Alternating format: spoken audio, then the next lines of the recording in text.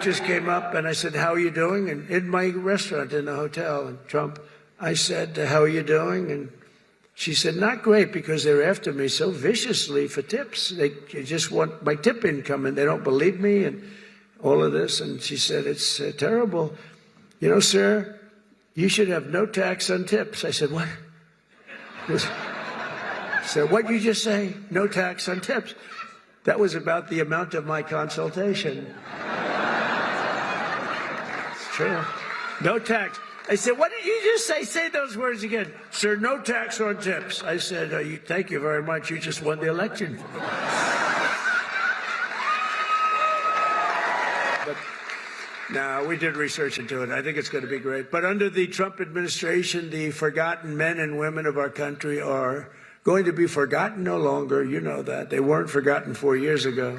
On day one, I immediately halted the hiring of any new IRS agents. You know, they hired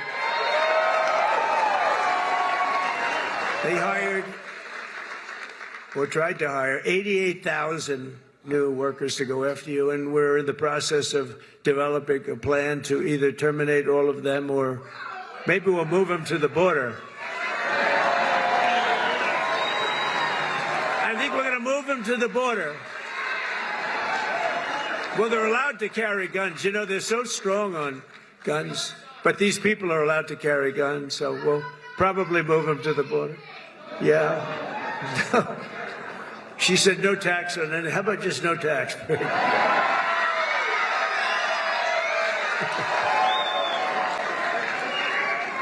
could do that. You know, if the tariffs work out like I think, a thing like that could happen, if you want to know the truth.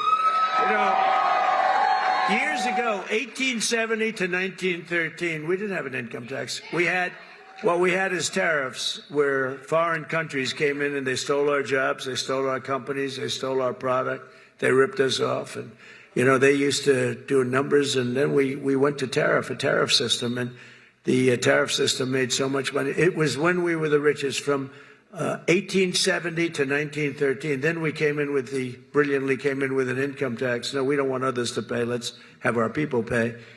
And then you had the Depression in 1928, 1929. I call it 1929. That was a bad time, but, you know, you didn't have tariffs, and you had tariffs that ended in 1913. But it was the richest our country ever was. That was President McKinley. In fact, we're renaming the mountain, Mount McKinley.